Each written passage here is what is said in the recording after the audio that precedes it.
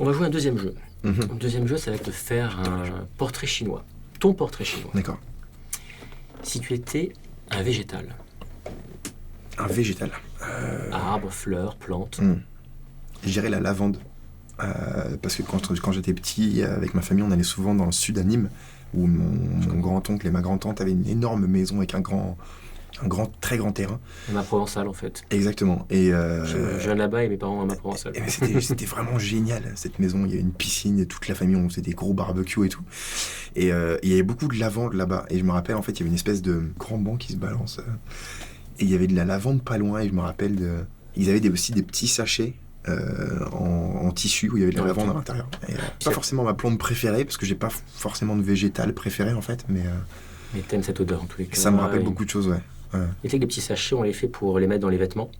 Ah, je sais Parce que pas. la lavande a un côté antiseptique. Et puis la lavande aussi, c'est très bon contre les mites. D'accord. Donc pour protéger les vêtements. À savoir. À savoir. Les astuces de Tapoman. Exactement. Je fais des tutos Tout mythe. comment se débarrasser des mythes. Si tu étais un animal, Un aigle. J'ai essayé de trouver un autre truc, en fait, pour... mais non. c'est un symbole qui a été pris par beaucoup de gens aux États-Unis, l'aigle allemand. Ouais, pas forcément fou, du un- coup, mais... c'est très souvent militaire. Ouais, mais non, moi, c'est pas ce côté Mais- militaire que je vois, c'est plus ce côté... La puissance de l'animal. Dans le ciel, il n'y a pas forcément beaucoup d'animaux qui sont au-dessus de l'aigle, déjà. Et du coup, il peut voler tranquillement sans que personne ne le fasse chier. Et ça, c'est incroyable. Il a une Je pense vie que c'est ce côté un peu libre aussi de pouvoir aller... où il veut et veut être en haut pour... Exactement, moi, ça m'est arrivé encore quand j'étais à la montagne de monter et redescendre et me dire que l'aigle, ah bah, il est là. Et il part tout là-bas et puis il voit toute la vallée. J'ai tombé sur une vidéo... de mecs qui ont mis une GoPro sur un aigle, sur la tête d'un aigle. Ah ouais. Complètement ouf. Si tu étais une matière précieuse, L'émeraude, c'est joli, je trouve. Là, pour le coup, il n'y a vraiment pas de raison particulière, en fait. C'est juste que je trouve ça joli. c'est une pierre que tu aimes. C'est une pierre que tu as vue peut-être chez une femme que tu as aimée quand tu étais plus jeune, une mère, une tante. Même pas, parce que ma mère portait beaucoup de bijoux bleus. Ouais. En Mais- plus du saphir. Je sais pas, je trouve ça joli. Je trouve ça joli, c'est tout. Si tu étais un gaz, Un gaz relaxant, ça n'existe pas, je pense, mais il faudrait l'inventer. un gaz magique qui te multiplie tes sens, sans que Exactement. ça soit de la drogue. Exactement. Voilà. Et je donnerai à tout le monde pour qu'ils se rendent compte un peu de ce qu'ils font et Mm. qu'ils se rendent compte des autres, en fait, surtout. S'ouvrir aux autres, C'est exactement. aux conséquences de nos actes. Mm. Si tu étais une partie du corps humain, bon, pas les pieds, je crois. Mmh. Je connais un qui a regardé ma vidéo. Je l'ai aussi mixé. Oui, c'est vrai. Si j'étais une partie... Bah, ça revient à ce que je te disais tout à l'heure, en fait, je pense que ce serait les oreilles. Ouais. C'est bizarre comme truc, mais... Non, c'est lié à parce que c'est trop important, en fait. Si tu étais un aliment, un plat, Un plat. Ouais. Le magret de canard. Oh là là là là. Ah, je suis désolé pour les petits canards. Je suis pas du tout Non, végétarien, mais... c'est bon. Le magret de canard avec de la purée. Purée maison, avec quelques truffes râpées. Un bon beurre échiré fondu. Mais j'adore cuisiner le magret de canard. Et j'ai un pote, bisous Marc, qui cuisine à merveille le magret de canard. Il est très très bon. Après, c'est un très bon cuisinier en fait, qui bosse dans un très bon restaurant. T'aimes Mais, cuisiner toi aussi alors? Je m'y mets. C'est bien. Je m'y mets et j'aime bien. En fait, j'aime bien encore une fois, tout ce processus créatif de. T'as plein de trucs. Et au final, t'as qu'un seul truc. Qui disparaît. En un clin d'œil. Voilà. Plus disparaît vite, plus la réussite est C'est comme le vélo. validée. Si tu l'offres effectivement à tes amis. Exactement. et qu'ils sont heureux. J'aime pas cuisiner pour moi-même, par contre. Ouais, Enfin, pareil. je peux cuisiner pour moi-même, mais ça sera pas des trucs très élaborés. Mais c'est faire ça. des belles assiettes et des beaux plats pour d'autres personnes, ça, ouais, avec plaisir. Si tu étais un poison, Si j'étais un poison, je partirais à un endroit où personne peut m'utiliser. c'est beau comme C'est réponse. C'est tout ce que je peux te dire, je crois. Très Parce bien. que parce C'est qu'en la- fait, J'aime cette réponse. j'ai pas envie de me dire que je suis un poison, en fait. Bah oui. En fait, quand t'es un poison, tu fuis. T'as des gens qui t'empoisonnent et le seul truc dont t'as envie, c'est de partir loin d'eux, quoi, tu vois. Et ouais, je crois que Donc t'es un poison responsable. je prendrais mon petit sac à dos, ma carte Navigo, et je partirais... Je suis trop dangereux pour les autres. À l'autre bout du RER A, et bien plus loin encore. C'est pas très loin, la ligne A, elle est pas... Ouais, non, je pense que c'est la seule réponse que je peux te donner pour cette question, je crois. C'est une bonne réponse. Si tu étais un péché, un des 7 péchés capitaux. La gourmandise. Les bonbons. Ah ouais. Tout. Le sucré, le salé, tout mélangé. Là, t'as limite fini la question, j'ai déjà la réponse, quoi, c'est sûr. C'est la gourmandise, ouais, vraiment. Ouais. Et je sais que je le paierai dans quelques années, mais... Il faut garder le sport et il faut essayer de diminuer. Ouais. C'est dur. Ouais. Ou alors il faut affiner ses goûts. Comme ça, à la fin, on a des choses... Mais je pense comme tu l'as dit, il faut manger pas en quantité démoniaque. Mais j'ai un cousin qui fait ça en plus. Il mange ce qu'il veut, mais à des heures bien précises et en quantité précise. Et ça fonctionne. Et la chrononutrition. Exact, c'est la chrononutrition, exactement. Si tu étais une planète. Saturne.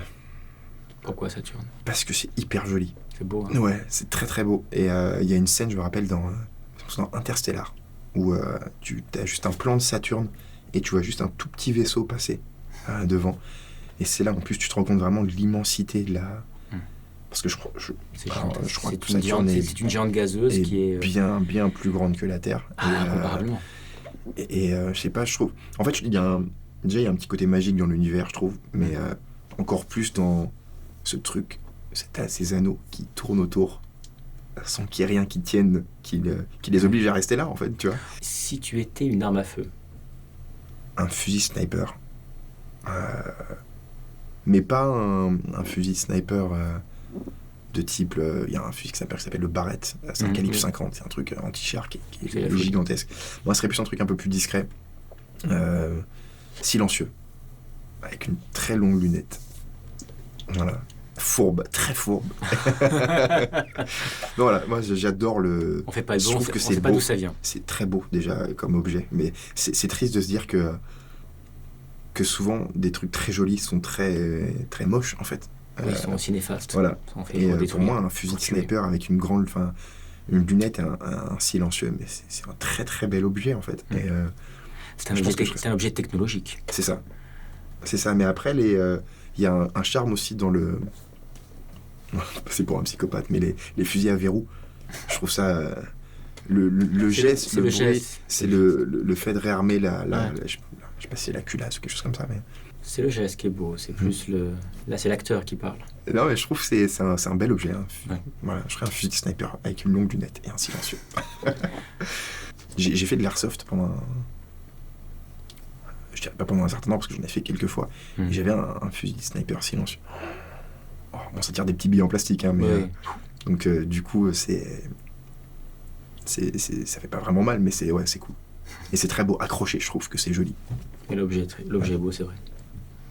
J'ai un ami, Jonathan. Oui, Jonathan. Qui m'a dit qu'il avait fait il avait testé un stand de tir aux États-Unis. Et il m'a dit un truc que je comprends parfaitement. Il m'a dit on a fini la séance de tir. On se sentait bien après. On se sentait détendu, relaxé. Et c'est fou quand même de se dire que on se sent détendu parce qu'on a eu cette espèce d'accès de violence. On s'est déchargé. On s'est déchargé complètement. Comme le sport, c'est pareil. Regarde, quand tu as fait un match, c'est ça. T'es complètement vidé, tu te sens bien. On tire, mais sur rien, c'est des cibles, donc c'est pas dangereux. On s'identifie face à un spectacle, on se défonce physiquement dans un sport collectif ou solitaire pour être plus équilibré. C'est ça. Ce qui est dur, c'est quand on fait pas une de toutes ces choses-là, où là on accumule et on devient déséquilibré. Et là on le fait dans la réalité après. Ouais. Justement, si tu étais une technologie, tu serais quoi comme technologie? Vu qu'on parle beaucoup de technologie. La téléportation. Ça n'existe pas encore. Pas encore, mais... Donc en fait, on va t'inventer bientôt. Pour l'instant, je suis au bout du RER A, donc il va falloir me chercher, mais... Non. La téléportation. Il y a eu un film angoissant sur la téléportation. C'était La Mouche. Ouais. Ah oui. Mais j'espère qu'il n'y aura pas ces soucis de corps inconnus qui nous fait muter. Qui viennent se mélanger. Non. Génial, quoi. Il y a un film qui était vraiment pas bon, hein, mais qui s'appelait Jumper. Et je trouvais ça génial. En fait, il voit une photo de je sais plus si c'est du Sphinx ou des pyramides de Gizeh, je crois. Et il se téléporte dessus, direct. Et je trouve ça génial. Je trouve ça ouvre des possibilités infinies, quoi, la téléportation. Beaucoup de gens veulent la téléportation, ou c'est quelque chose qui les fascine. Et souvent, je leur réponds la même chose, c'est bien beau, c'est vrai, mais en même temps, ça enlève tout le voyage. Et tout le plaisir et le voyage, c'est l'apprentissage. Je pense que faut téléportation pour les trucs urgents, par exemple. Tu vois, genre, rendez-vous à 15h30, il est 15h20, le voyage en métro, je pense que je peux m'en passer, tu vois. Mais je suis d'accord avec toi sur le fait de... Est-ce que c'est vraiment ça, ou est-ce qu'au contraire, il ne faudrait pas travailler sur comment améliorer le voyage en métro? C'est-à-dire que tout d'un coup, le voyage en métro devienne agréable. Mais moi, j'avais une question, en fait, on joue souvent un jeu avec des potes, c'est tu préfères? Ou tu préfères ça ou ça? Et tu préfères avoir un... Tiens, je te pose une question, tu préfères avoir un chauffeur en permanence qui t'emmène où tu veux, ou avoir un jetpack? Un jetpack. Bah oui, bien sûr, évident. un jetpack. Et voilà. Évident. Une technologie, ce serait peut-être le jetpack, du coup. Voilà. Mais parce que du coup, t'as le voyage aussi, mais je trouve ça génial. Jusqu'à ce qu'ils trouvent des embouteillages et qu'ils taxent les jetpacks à 20% sur chaque voyage. Et, Merde. ils vont le faire. Ils vont le faire c'est passer. sûr.